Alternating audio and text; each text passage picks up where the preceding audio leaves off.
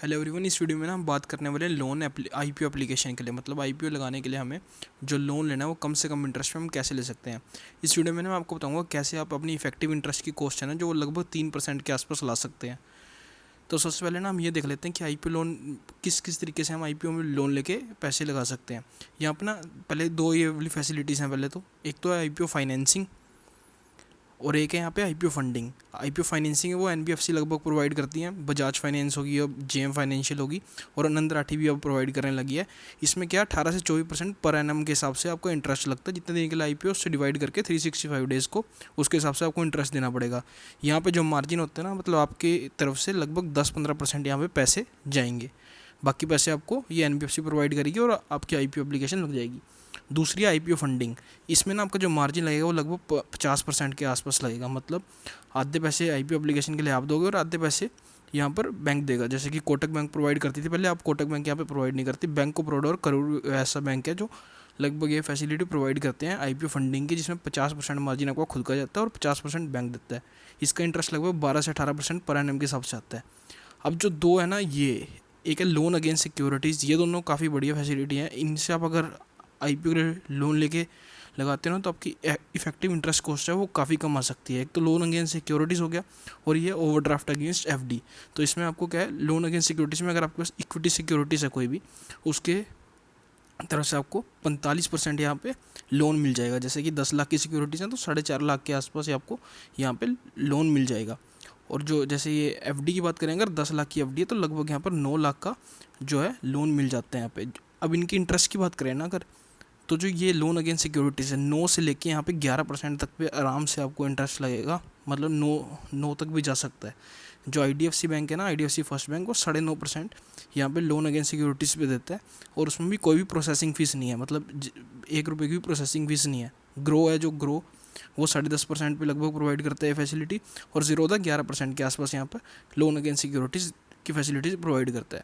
Overdraft against FD की बात करें तो यहाँ पे जो आपका एफडी का इंटरेस्ट होता है, मान लो 6% एफडी का इंटरेस्ट है, आपकी एफडी हुई है, उस पर 1% फालतू ले लेंगे और 7% यहाँ पे एफडी ले लेंगे। जितने दिन का आप पैसे यूज़ करोगे उतने दिन के हिसाब से।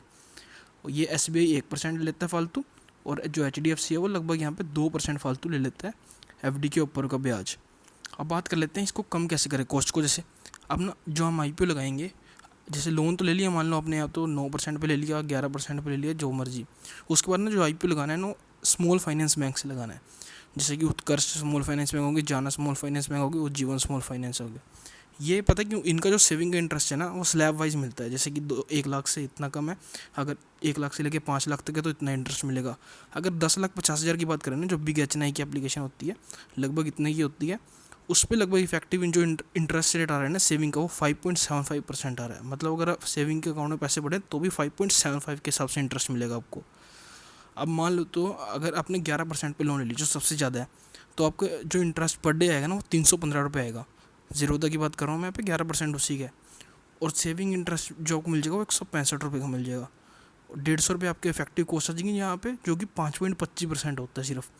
अब मान लो यही लोन अगर आपने आईडीएफसी फर्स्ट बैंक से ले लिया, जो कि 9.5% में मिलेगा, और यहाँ पे कोई प्रोसेसिंग फीस भी नहीं है। एचडीएफसी में ना प्रोसेसिंग फीस 1500 प्लस जीएसटी है, और जीरोदा में 0.25% है। कोई भी कैप नहीं है यहाँ पे, जितना लोन लोगे 0.25% लगेगा। आईडीएफसी में यहाँ पे 9.5% ब्याज लगेगा और प्रोसेसिंग फीस कोई है ही नहीं। तो आईडीएफसी का अगर हम देखें ना यहाँ पे, तो 273 पे तो आप ब्याज दे दोगे 9.5% के हिसाब से। 165 आपको वही वाला ब्याज मिल जाएगा यहाँ पे, क्योंकि अब आईपीओ एप्लीकेशन है जो स्मॉल फाइनेंस बैंक से लगाओगे।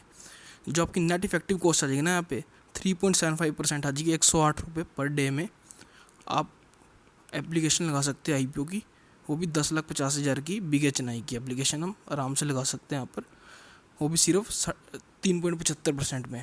अब मान लो कि कोई एफडी है, मतलब आप पे कैश नहीं पड़ा है, एफडी है कोई, उससे अगर आप ओवरड्राफ्ट लेते हो तो यहाँ पे और भी कम हो जाएगा, क्योंकि आपको 5.75% तो यहाँ पे सेविंग बैंक मिल जाएगा।